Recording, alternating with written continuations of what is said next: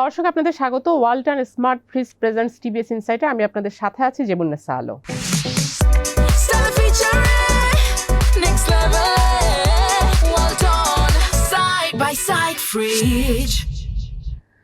আমরা আজকে আলোচনা করব অর্থনীতি ধসে পড়ার যে আতঙ্ক ছিল সেটি কতটা কাটিয়ে উঠতে পেরেছি আমরা যদি একটু 1.5 বছর পিছিয়ে যাই, জাস্ট রেজিম চেঞ্জের আগে, অর্থাৎ 2024 সালের 5 অগাস্টের আগের দিকে যদি আমরা তাকাই, তাহলে কিন্তু সারা দেশে বিজনেস কমিউনিটি এবং সাধারণ মানুষের মধ্যে একটি ভয় বিরাজ করছিল যে দেশের অর্থনীতি ধসে পড়বে। কারণ কিছু ইন্ডিকেটর মানুষকে আতঙ্কিত করে তুলেছিল। সেই ইন্ডিকেটরগুলোর মধ্যে বড় একটি বিষয় ছিল যে আমাদের এক্সচেঞ্জ মার্কেটে ডলার সংকট এবং আমাদের রিজার্ভ কমতে কমতে প্রায় $16 বিলিয়ন নিচে নেমে এসেছিল। আপনি যদি মনে করে দেখেন যে 2023 সালের নভেম্বরে আমাদের $15.88 বিলিয়ন আমাদের রিজার্ভ নেমে এসেছিল, যেটি কিনা আমাদের যে ইম্পোর্ট কাভারেজ সেটি 2 মাসের নেমে এসেছিল। অর্থাৎ একটি দেশের রিজার্ভ আসলে কত হবে সেটি কিন্তু একটি ইন্টারন্যাশনাল স্ট্যান্ডার্ড আছে যে কমপক্ষে 3 মাসের ইম্পোর্টের সমান রিজার্ভ থাকতে হবে। তো সেটি কিন্তু আমাদের 2 মাসের নিচে নেমে এসেছিল। অর্থাৎ এটি একটি রেড অ্যালার্ট, রেড জোনে চলে গিয়েছিল। এবং আমরা দেখেছি প্রতিদিনই আমরা দেখেছি যে ডলারের প্রাইস 1 টাকা 1.5 টাকা করে বাড়ছিল। এটা কিন্তু ডলারের প্রাইস 1 টাকা 1.5 টাকা, এই যে হিউজ ফ্লাকচুয়েশন, যেটি ব্যবসার জন্য খুব খারাপ একটি ব্যাপার। কারণ ব্যবসায়ীরা তখন প্রজেকশন করতে পারে না যে তারা কোন রেটে এলসি কিনছে। আজকে ধরেন সে 80 টাকায় এলসি ওপেন করলে কিন্তু সেটা সেটেলমেন্ট করবে 3 মাস পরে। যে এর মধ্যে যদি প্রতিদিনই ডলারের রেট বাড়তে থাকে, তাহলে আজকে যে প্রাইসটা সে প্রজেকশন করে কিনলো, যে গুডসটা সে নিল, সেটি 3 মাস পরে তাকে সেটেল করতে হচ্ছে যদি আরও অনেক বেশি প্রাইসে, তাহলে সেই গুডসটা সে কত প্রাইসে বিক্রি করবে, এই ধরনের অনেক ধরনের একটি আনসার্টেন অবস্থা থাকে। এবং আমরা দেখেছি যে বড় বড় ব্যবসায়ী গ্রুপ প্রতিদিনই তারা লস করছিল এই এক্সচেঞ্জ রেটের ফ্লাকচুয়েশনের কারণে। তো এবং আমাদের হিউজ ফরেন বিলস ডিউ হয়ে গিয়েছিল। আমরা কিন্তু ফরেন পেমেন্টগুলো করতে পারছিলাম না। বিভিন্ন দেশ থেকে বা ফরেন যাদের কাছ থেকে আমরা পণ্য কিনছি, তেল কিনছি, তাদের কিন্তু বিলগুলো আমরা পেমেন্ট করতে পারছিলাম না। আমাদের যে ব্যালেন্স অফ পেমেন্টের যে অ্যাকাউন্টগুলো সবগুলো কিন্তু নেগেটিভ হয়ে গিয়েছিল। কারেন্ট অ্যাকাউন্ট ব্যালেন্স, তারপর আমাদের যে ফাইন্যান্সিয়াল অ্যাকাউন্ট, এগুলো কিন্তু একেবারে নেগেটিভ ব্যালেন্সে আমরা ছিলাম। আমাদের ইম্পোর্ট কমে এসেছিল $4 বিলিয়ন মধ্যে, বা $4 বিলিয়ন নিচেও নেমে এসেছিল কোনো মাসে মান্থলি ইম্পোর্ট। তো এইরকম একটি সিচুয়েশনে মানুষের মধ্যে একটা আতঙ্ক বিরাজ করছিল যে আমরা হয়তো শ্রীলঙ্কার মতো হয়ে যাচ্ছি। আমাদের ওই সময় ইনফ্লেশন ডাবল ডিজিটে চলে গিয়েছিল। আমরা যদি জুলাই 2024-এ আমরা দেখি যে আমাদের ফুড ইনফ্লেশন চলে গিয়েছিল 14%-এ, এবং আমাদের যে জেনারেল ইনফ্লেশন সেটি ডাবল ডিজিট 12%-এর কাছাকাছি চলে গিয়েছিল। তো এইরকম একটি সিচুয়েশনে মানুষের মধ্যে আতঙ্ক বিরাজ করছিল যে আমরা ওই সময়, যেহেতু আবার শ্রীলঙ্কা অলরেডি ডিফল্ট হয়ে গেছিল, শ্রীলঙ্কার একটি উদাহরণ আমাদের সামনেই অলরেডি ছিল যে তাদের রিজার্ভ কিন্তু $2 বিলিয়ন নিচে নেমে এসেছিল। শ্রীলঙ্কা কিন্তু দেশ হিসেবে বিভিন্ন দেশের কাছে তারা অলরেডি ডিফল্ট হয়ে গিয়েছিল। তো আমরাও বাংলাদেশ যেহেতু পেমেন্ট করতে পারছি না, ফরেনাররা পেমেন্টের জন্য, বিভিন্ন দেশ থেকে পেমেন্টের জন্য আমাদেরকে প্রেশার দিচ্ছে, কিন্তু আমরা পেমেন্ট করতে পারছি না। ইভেন আমরা তেল কিনতে পারছিলাম না আমাদের রিজার্ভ সংকটের কারণে, আমাদের ডলার সংকটের কারণে। ব্যবসায়ীরা এলসি খুলতে পারছিল না ডলার সংকটের কারণে। বাংলাদেশ ব্যাংক অনেক রকমের রেস্ট্রিকশন দিয়েছিল এলসি খোলার ক্ষেত্রে। এর ফলে যারা ইম্পোর্ট বেস যেসব ব্যবসা, সে অনেক ব্যবসায়ী কিন্তু একেবারে স্থবির হয়ে গিয়েছিল। এই সিচুয়েশন থেকে গত 15 মাসে আমরা কতটা রিকভার করতে পেরেছি। তো আমরা যদি এখনকার ডেভেলপমেন্ট দেখি, যে আমাদের এই যে অস্থির অবস্থাটা ছিল যে আমাদের অর্থনীতি ধসে পড়তে পারে, আমরা ডিফল্ট হয়ে যেতে পারি, এই আতঙ্ক থেকে কিন্তু আমরা বেরিয়ে এসেছি। আমাদের কিছু ইন্ডিকেটর আমাদেরকে সেটি দেখায় যে আমাদের কনফিডেন্স লেভেলটা কতটা বেড়েছে। প্রথমত, এই যে রিজার্ভের যেই সংকটটা ছিল সেটি কিন্তু আমরা একেবারেই ওভারকাম করে গিয়েছি। আমরা যদি দেখি যে আমাদের গত 1 বছরে আমাদের রিজার্ভ বেড়েছে $8.5 বিলিয়ন। আমাদের এখন রিজার্ভ আছে $27.4 বিলিয়ন এই ডিসেম্বরে এসে। অর্থাৎ আমি যদি গত ডিসেম্বর থেকে এই ডিসেম্বর ধরি তাহলে প্রায় $8.5 বিলিয়ন আমাদের রিজার্ভ বেড়েছে। এবং এই রিজার্ভ এখন যে $27.4 বিলিয়ন সেটি কিন্তু আমাদের 4 মাসেরও বেশি সময়ের ইম্পোর্ট কাভারেজের সমান। তো সেটি একটি বিরাট রিলিফ। এবং আমাদের এক্সচেঞ্জ রেট যেটি প্রতিদিনই আমরা দেখছিলাম ফ্লাকচুয়েট করছিল সেটি কিন্তু বন্ধ হয়েছে। আমাদের গত 6 মাস ধরে কিন্তু আমরা দেখি যে এক্সচেঞ্জ রেট আমাদের 122 টাকা থেকে 123 টাকার নিচে, এর মধ্যে আমাদের এক্সচেঞ্জ রেট স্টেবল আছে। এসব কিন্তু আমরা দেখেছি কিভাবে হয়েছে।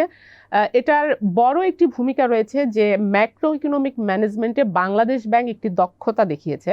আমরা দেখেছি যে রেজিম চেঞ্জের পর বাংলাদেশ ব্যাংক খুব বোল্ড কিছু পদক্ষেপ নিয়েছে। এর মধ্যে অন্যতম ছিল যে তারা পলিসি রেট খুব দ্রুত বাড়িয়েছে, যেটি আমরা আগের রেজিমে দেখেছি যে আমাদের ইনফ্লেশন বাড়ছে কিন্তু পলিসি রেট কিন্তু কমিয়ে রাখা হচ্ছিল পলিটিক্যাল কারণে। সেটি থেকে বেরিয়ে এসে বাংলাদেশ ব্যাংক একবারে খুব ফাস্ট চেঞ্জ করে দিল, আমাদের পলিসি রেট বাড়িয়ে 10%-এ নিয়ে গেল।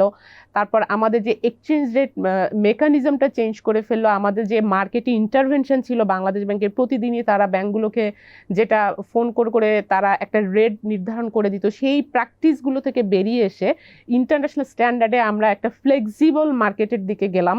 এর ফলে এখানে যেহেতু বাংলাদেশ ব্যাংকের ইন্টারভেনশন হচ্ছে না, মার্কেটে সাপ্লাই এবং ডিমান্ডের উপর বেস করে যেহেতু রেটটা এখন নির্ধারণ করা হচ্ছে, এর ফলে আমাদের কার্ব মার্কেটে এখন আর ডলার আসছে না। আগে যেটা ছিল যে আমাদের কার্ব মার্কেট অর্থাৎ আনঅফিসিয়াল মার্কেট এবং অফিসিয়াল মার্কেটে ডলারের পার্থক্য 10 টাকা পর্যন্ত ছিল। ফলে যেটা ছিল আমরা দেখতাম এক্সপোর্টাররা ডলার আনতে চাচ্ছিলেন না, তাদের এক্সপোর্ট প্রসিড আনতে চাচ্ছিলেন না। রেমিটাররা তাদের রেমিটেন্স আনঅফিসিয়াল চ্যানেলে পাঠাচ্ছিলেন, ব্যাংকিং চ্যানেলে পাঠাচ্ছিলেন না, কারণ আনঅফিসিয়াল চ্যানেলে পাঠালে তাদের 10 টাকা বেশি তাদের বেনিফিট হচ্ছিল। তো এই ধরনের মিসম্যাচগুলো আমরা দেখেছি যে এই নতুন মেকানিজমে তারা যে এক্সচেঞ্জ রেট মেকানিজম তারা চালু করলো IMF এর পরামর্শ অনুযায়ী, সেটি আসলে একটা বিরাট একটা স্টেবল রেজাল্ট দিল আমাদেরকে। ফলে আমাদের এক্সচেঞ্জ মার্কেটে একটা দারুণ একটা স্টেবিলিটি আসলো। এরপর আমরা এই এক্সচেঞ্জ রেট স্টেবিলিটির কারণে এবং পলিসি রেট কমানোর কারণে বাড়ানোর কারণে আমরা দেখতে পেলাম যে আমাদের ইনফ্লেশনে বড় একটি চেঞ্জ এসে গেল। ইনফ্লেশন যেটি 1 বছর আগেও সেটি ডাবল ডিজিট ছিল, সেটি কিন্তু এই যে নভেম্বরে 8.29%-এ নেমে এসেছে, সিঙ্গেল ডিজিটে। এবং এটি হয়তো কখনো সামান্য বাড়ছে কখনো কমছে, কিন্তু এটি কমার দিকে আছে। এবং আমরা যদি ফুড ইনফ্লেশন, যেটি মানুষের অনেক বড় একটি কনসার্ন ছিল, সেটি 14% থেকে হাফ হয়ে গেছে, 7.3%-এ নেমে এসেছে নভেম্বরে। সো এটা কিন্তু একটা বড় ডেভেলপমেন্ট যে আমাদের ইনফ্লেশনও আসলে কুল ডাউন হয়ে গিয়েছে। এবং এর আগে প্রিভিয়াস রেজিমে ইনফ্লেশনের একটি বড় একটি কারণ ছিল কিন্তু মানি প্রিন্টিং। আমরা দেখতাম যে বাংলাদেশ ব্যাংক প্রতি সপ্তাহে কমপক্ষে 10,000 কোটি টাকা নতুন টাকা প্রিন্ট করতো। কেন করতো? তারা প্রায় 10টি ব্যাংক তারা কিন্তু তাদের রেগুলার অপারেশন করার মতো ক্যাপাসিটি হারিয়ে ফেলেছিল। অর্থাৎ যেই পরিমাণ করাপশন হয়েছে, ওই ব্যাংকগুলো এখন তাদের যে রেগুলার রিকোয়ারমেন্ট, ক্যাশ রিকোয়ারমেন্ট, সেগুলো মেনটেন করতে পারছিল না, ডিপোজিটারের টাকা ফেরত দিতে পারছিল না। সেই সময়ে সেই ব্যাংকগুলোর বিরুদ্ধে কোনো স্ট্রিক্ট ব্যবস্থা না নিয়ে যারা এই ব্যাংকগুলোকে লুট করেছে তাদেরকে বহাল রেখেই বাংলাদেশ ব্যাংক কন্টিনিউয়াসলি টাকা ছাপিয়ে তাদেরকে দিচ্ছিল। এবং তারা কিন্তু ওই ব্যাংকগুলো যেগুলো ক্যাশ ক্রাইসিসের কারণে অপারেশন করতে পারছে না, কিন্তু তারা কিন্তু লোন অ্যাক্টিভিটিস বন্ধ করেনি। বাংলাদেশ ব্যাংক থেকে তারা টাকা ছাপিয়ে নিয়ে তারা আবার নিজেরাই সেই লোন আকারে নিয়ে তারা টাকা লুট করছিল। তো যেটা আমাদের ইনফ্লেশনের উপর অনেক বড় একটি প্রভাব ফেলেছিল। তো আমরা রেজিম চেঞ্জের পর দেখলাম যে বাংলাদেশ ব্যাংক কমপ্লিটলি মানি প্রিন্টিং বন্ধ করে দিল। এর ফলে যেটা হলো যে এর সাথে তারা যেই ট্রাবল ব্যাংকগুলো যেগুলো লুট করা হয়েছে সেগুলো রিঅর্গানাইজ করা হলো, তাদের বোর্ড ভেঙে দেওয়া হলো, নতুন বোর্ড দেওয়া হলো। এরপর এই ব্যাংকগুলোকে আবার রিস্ট্রাকচারের পর কিছু ব্যাংক, 5টি ব্যাংক আপনারা জানেন, মার্চ করে একটি ব্যাংক তৈরি করা হচ্ছে। এবং সেখানে ডিপোজিটারের টাকা ফেরতের একটি নতুন তারা ফ্রেমওয়ার্ক দিয়েছে। এর ফলে যে একটা অস্থিরতা ছিল ডিপোজিটারদের মধ্যে, সেটি অনেকটা কমে গেছে। এবং এই 5টি ব্যাংক মার্চ করার পরে এর অন্যান্য যে ব্যাংকগুলো ট্রাবল অবস্থায় ছিল সেগুলোকে আসলে বোর্ড রিকনস্ট্রাকশন করে সেগুলো এখন পলিসি সাপোর্ট দেওয়া হচ্ছে কিভাবে সেগুলোকে রিকভার করা যায়, তাদের রিয়েল হেলথ বের করা হচ্ছে, যেই ডিফল্ট লোনগুলো লুকিয়ে রাখা হয়েছিল সেই ডিফল্ট লোনগুলো বের করে আনা হয়েছে, যাতে করে তাদেরকে প্রপার ট্রিটমেন্ট দেওয়া যায় যে কোন ব্যাংকটিকে আসলে লে অফ করতে হবে, কোন ব্যাংকটিকে মার্জ করতে হবে। সেটির ডিসিশন কিন্তু তার রিয়েল হেলথ না জানলে সেটি নেওয়া সম্ভব না। সেটি কিন্তু এখন বাংলাদেশ ব্যাংক বের করে এনেছে, যে কারণে আমাদের ডিফল্ট লোন এখন আমরা 6.5 লাখ কোটি টাকা হয়েছে, যেটি কিন্তু রেজিম চেঞ্জের আগে 2 লাখ কোটি টাকা ছিল। তো এই 2-2.5 লাখ কোটি টাকা আমরা দেখাচ্ছি ডিফল্ট লোন, আসলে সেটি 6.5 লাখ কোটি টাকা ছিল, যেটি এখন রিয়েল হেলথ বেরিয়ে আসার কারণে আমরা দেখতে পাচ্ছি। তো এখন বাংলাদেশ ব্যাংক এই ব্যাংকগুলোকে রিঅর্গানাইজ করছে, ফলে আমরা দেখেছি যে ব্যাংকিং সেক্টরে একটা ডিসিপ্লিন এসেছে এবং আমাদের ওভারঅল যে ম্যাক্রো ইকোনমিক যে একটা আনস্টেবল সিচুয়েশন ছিল সেটি কুল ডাউন হয়েছে, সেটা স্টেবল হয়েছে। আমরা লিকুইডিটি সিচুয়েশন দেখি, ব্যাংকগুলো তো এখন পর্যাপ্ত লিকুইডিটি আছে, যে ব্যাংকগুলো প্রপারলি রান করতে পারছে তারা প্রপার লিকুইডিটিতে আছে। এরপর ডিপোজিট, যে মানুষ যে ডিপোজিট উজ্জ্বল একটা ব্যাংকিং সেক্টরের প্রেশার ছিল সেটি এখন বন্ধ হয়েছে, এখন ডিপোজিট ব্যাংকে ফেরত যেতে শুরু করেছে। ট্রাভেল ব্যাংকগুলো একটি শেপের মধ্যে চলে এসেছে। এরপর আমাদের এক্সচেঞ্জ মার্কেটও স্টেবল হয়েছে। এখন আসলে আমাদের যে কারণে আমরা দেখেছি যে অ্যাটলিস্ট একটা কনফিডেন্স গ্রো করেছে ফরেন ইনভেস্টর, লোকাল ইনভেস্টর, তাদের মধ্যে যে একটা আতঙ্ক ছিল যে আমাদের ইকোনমি কলাপস করে যাবে, সেই ইকোনমিটা আসলে সেভ করা গেছে। অর্থাৎ এখন আর ইকোনমি কলাপস করার কোনো ভয় নেই মানুষের মধ্যে। এখন আমাদের ইকোনমিতে এখন প্রবলেম কি, এখন আসলে ইনভেস্টররা ওয়েট করছে ইলেকশনের জন্য।